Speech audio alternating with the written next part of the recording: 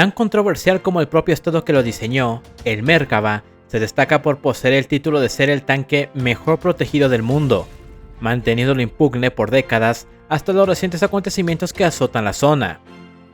A diferencia de otros tanques, la historia del Merkava es clara y lineal. Sin embargo, ha estado pavimentada de problemas y dificultades que Israel ha conseguido solucionar o minimizar hasta el punto que ha creado un tanque autóctono y especializado como nunca antes se ha visto. En esta ocasión, indagaremos en el origen y desarrollo de este icónico tanque y los problemas que tuvieron que enfrentar los israelitas. Sin nada más que decir, comencemos.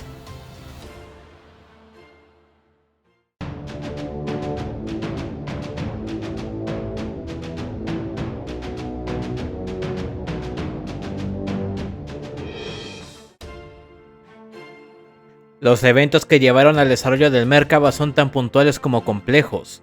Para empezar, la crisis del canal de Suez en 1956, donde Israel se vio obligada a invadir Egipto para recuperar el canal con ayuda de Reino Unido y Francia, había dejado claro que el tanque era la punta de lanza de cualquier operación ofensiva, y que era necesario para desarrollar múltiples tareas en el campo de batalla. Durante este conflicto, ambas partes desplegaron material que en Europa ya era obsoleto, como el T-34 soviético por parte de los egipcios y el M4 Sherman por los israelitas, siendo este último en modelos poco adecuados para el escenario donde se enfrentaron. Además, el pesado y mucho mejor blindado IS-3 de origen soviético también participó en esta batalla, demostrando ser un monstruo por su grueso y poco ortodoxo blindaje, junto con su gran potencia de fuego. Deshabilitar estos tanques en un enfrentamiento blindado como el que experimentaron los israelitas fue todo un desafío. Sin embargo, la creatividad de los soldados en combinación con otros factores externos permitió superar a los temidos IS-3 y los ya probados T-34. Tras este conflicto, las cuantiosas pérdidas sufridas por Israel dejaron en claro que era necesario disponer de un tanque mucho más avanzado, y que estuviese a la altura de los tanques soviéticos, puesto que, tras su derrota, Egipto comenzó a negociar la adquisición de los más modernos T-54. En 1960, Israel hizo lo mismo con Reino Unido para adquirir 50 tanques Centurion, y más tarde, en 1964, con Estados Unidos para adquirir el M48 Patton. Sin embargo, cuando fueron entregados a Israel, estos tanques ya eran obsoletos, o en el mejor de los casos, cumplían con los estándares mínimos para una guerra blindada a gran escala, como se vería más adelante. Como línea alterna, decenas de Sherman fueron enviados a Francia para ser modernizados bajo las nuevas designaciones de M50 y M51 Sherman, equipados con nuevos cañones que podrían hacerle frente a la nueva amenaza árabe que suponían los T-54. En 1966, Israel había conseguido traer dos prototipos del novedoso Chape británico a su país, pero la relación diplomática entre ambos estados se deterioró rápidamente cuando estalló la Guerra de los 6 días un año después.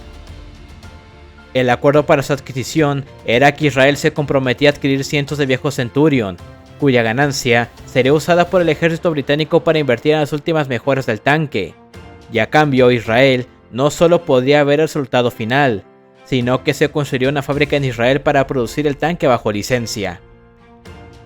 Cuando la guerra estalló, los británicos tomaron una postura más errática que desmoronó las ya de por sí tambaleantes relaciones públicas entre ambos estados, y como consecuencia, Israel no solo probó el Chape, sino que ocultó sus resultados obtenidos en batalla que eran de suma importancia para el gobierno británico. Tal fue el secretismo y negacionismo de los israelitas, que incluso los ingenieros y protegidos británicos que fueron enviados para supervisar las pruebas, no tuvieron acceso a sus tanques. Con el conflicto llegando a su fin, Gran Bretaña canceló cualquier acuerdo con Israel, y los tanques tuvieron que ser devueltos a los británicos, justo en un momento en que las fuerzas árabes estaban comenzando a desplegar más tanques en el campo de batalla, e Israel no contaba con los números suficientes para contraatacar de forma adecuada. Por si fuese poco, la Unión Soviética comenzó a entregar los más modernos T-62. Los Centurion, ahora llamados Shot, y los Patton no eran suficientes para contrarrestar esta nueva amenaza blindada, y era obligatorio que Israel tuviese un tanque más moderno entre sus filas. Pero había un problema: Europa ya no estaba en condiciones políticas para seguir enviando material a Israel. La industria nacional estaba limitada y era codependiente del extranjero para producir material bélico, y los ingenieros no estaban capacitados para diseñar y construir un tanque tan moderno como el T-64, el MBT-70 o el Chaffetime. Pero había alguien que, aún con todas estas limitaciones, construía el tanque perfecto para Israel.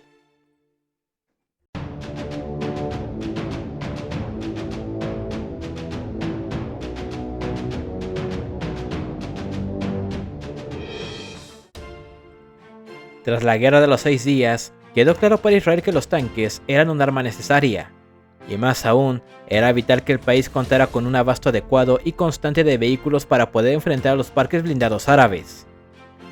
Es en 1967 cuando nacen dos soluciones a la problemática de los tanques. La primera de ellas dictaba que debido a la pequeña y precaria industria nacional, así como los limitados recursos con los que disponían, era más viable acercarse al mercado internacional y seguir adquiriendo tanques que ya no formaran parte del stock de Gran Bretaña, Estados Unidos y Francia, tal como lo habían estado haciendo desde 1948. Sin embargo, había un problema con esta solución. Sus presuntos aliados habían demostrado ser reticentes y no siempre estaban dispuestos a abrir sus mercados a Israel, por lo que era imposible establecer un flujo constante y rápido de tanques para el ejército. Esta opción permitía establecer un margen de gastos para el Estado, y podían adquirir tanques viejos que se podían modernizar con nuevas tecnologías, a costa de que sus aliados cancelaran los envíos en cualquier momento. La segunda solución vino de la mano de quien se convertiría en el padre del tanque israelí, Yisrael Talik Tal, un tanquista que había participado en la Segunda Guerra Mundial contra los alemanes en las fuerzas británicas, y que adquirió una gran experiencia analizando y modificando vehículos blindados. Tal había estado presente en Italia y tuvo la oportunidad de ver los entrenamientos de muchos tanques que marcarían la Guerra Fría y que se involucraron en los conflictos de su país. Es por ello que tras la Guerra de los 6 días, ideó un plan para diseñar un tanque nacional que debía cumplir 3 objetivos: proporcionar un tanque con todos los avances tecnológicos disponibles, garantizar un flujo constante de ejemplares y que el tanque fuese diseñado según las necesidades del país. Hasta ese momento, ningún país se había aventurado a vender un arma de última generación a Israel, y todo el material que poseían siempre era viejo, anticuado u obsoleto.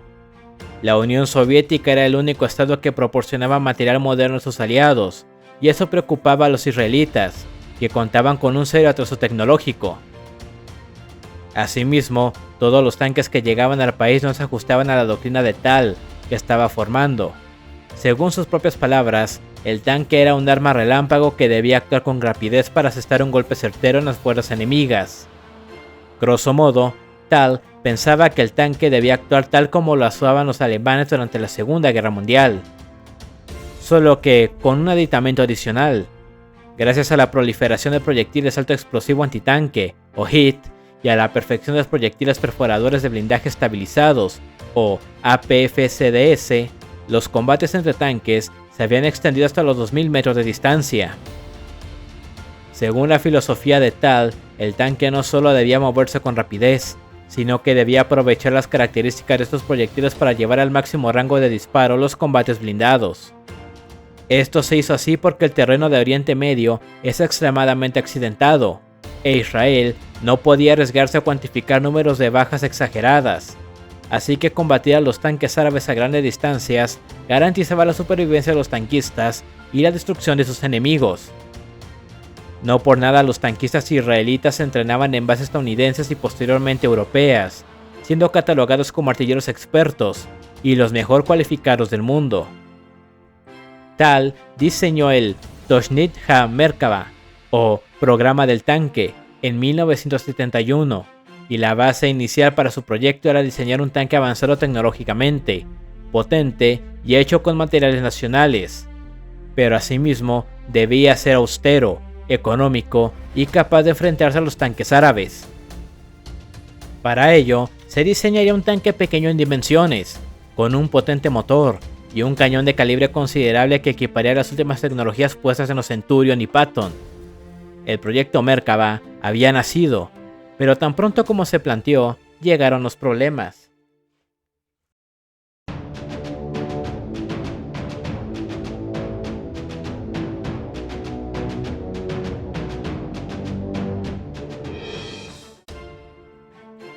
Tal estaba avanzando en el desarrollo de su tanque al estudiar a fondo el M48 Patton y los Shotcal, además de enviar a personal a estudiar el M60 en Estados Unidos y el Chieftain en Reino Unido, para extraer información sobre los avances tecnológicos que estos poseían.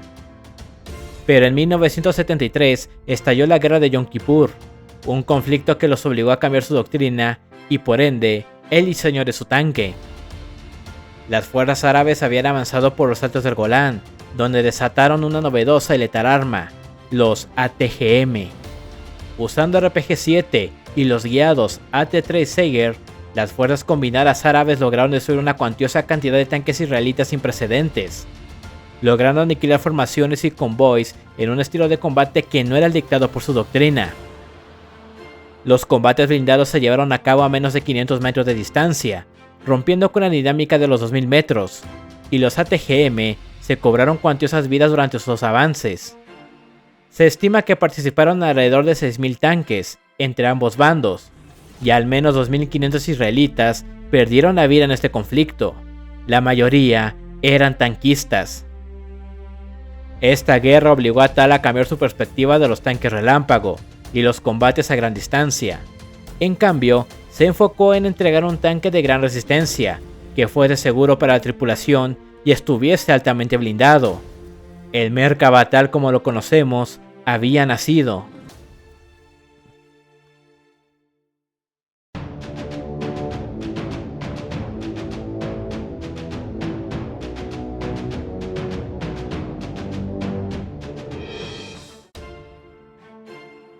Tal puso en orden sus ideas y promulgó los 3 aspectos que debía tener el tanque de Israel. El tanque debe poder soportar un enorme castigo sin poner en peligro a la tripulación. Debía hacerlo bastante grande y cómodo para que la tripulación estuviera en servicio por largos periodos de tiempo sin agobiarse. Debido a los limitados recursos y capital con los que dispone el país, el tanque debe ser el mejor del mundo. Estos son los postulados de Tal, a quien se le pasó a llamar como el padre del tanque. Para poder aplicar los postulados en el nuevo tanque de Israel, Tal tuvo que viajar a Europa para investigar los prototipos del Leopard alemán, el AMX-30 francés, los nuevos modelos del Chieftain y el XM-1 estadounidense. Incluso, se menciona que Tal pudo tener acceso al T-72 soviético mucho antes de que este apareciera en el teatro de operaciones de Oriente Medio. A través de sus investigaciones, comprendió que el blindaje convencional había evolucionado al blindaje espaciado, para eludir los proyectiles HIT y minimizar la eficiencia de los proyectiles APFCDS, por lo que se aplicaría este diseño al nuevo tanque. Para Tal, la seguridad de la tripulación era fundamental, por lo que eligió a toda una serie de compañías especializadas del país que le apoyaron en el diseño del vehículo. El motor, el compartimiento de munición y los tanques de combustible se dispusieron de tal forma en que pudieran contribuir a la protección de la tripulación. El motor se trasladó a la parte frontal del casco para proteger a la tripulación, los tanques de combustible y la munición a los costados. Por si fuese poco, Tal exigió que el motor fuese fácilmente accesible para los ingenieros, con tal de que su reemplazo fuese rápido y sencillo, así como su mantenimiento. Los archivos dicen que el reemplazo del motor del tanque debía efectuarse en menos de 1 hora, algo que ni siquiera los tanques occidentales son capaces de cumplir. El casco adquirió una sutil inclinación en la parte frontal del casco, y la torreta imitó esta característica. Se diseñó para tener una forma de cuña, la cual la hacía compacta y de bajo perfil, lo cual era ideal para disminuir la probabilidad de impacto de los proyectiles, y de impactar no tendrían un efecto tan adverso contra la tripulación. En la parte trasera se instaló una escotilla de evacuación cuyas dimensiones permitían a la tripulación acceder y evacuar el tanque con rapidez. Además, el casco adquirió las dimensiones suficientes como para poder transportar a un pequeño grupo de soldados, o en su defecto, a un soldado herido de forma cómoda y eficiente. El cañón seleccionado para su armamento ofensivo fue el M68 de 105 mm, que ya había demostrado su eficiencia en conflictos anteriores desde su introducción en 1967, por lo que resultaba ser el arma más viable para enfrentar a los tanques árabes. Debido a la priorización de la protección y de la comodidad de la tripulación, El tanque resultante terminó siendo un coloso en comparación con los tanques de origen soviético, y un gigante frente a los occidentales.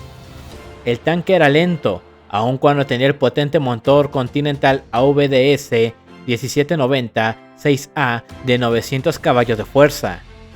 Pero el objetivo del tanque era la lucha precavida, y la velocidad era un factor secundario. Hacia el final de su desarrollo, el tanque recibió el nombre del proyecto con el que comenzó todo, Merkava. Tras años de dependencia, y pese a todas las limitaciones del país, Israel había conseguido diseñar su propio tanque, y durante las siguientes décadas, el Merkava se impondría a los tanques soviéticos de las fuerzas árabes, y dejaría una gran marca distintiva en la historia de la región. Pero eso será tema de otro video.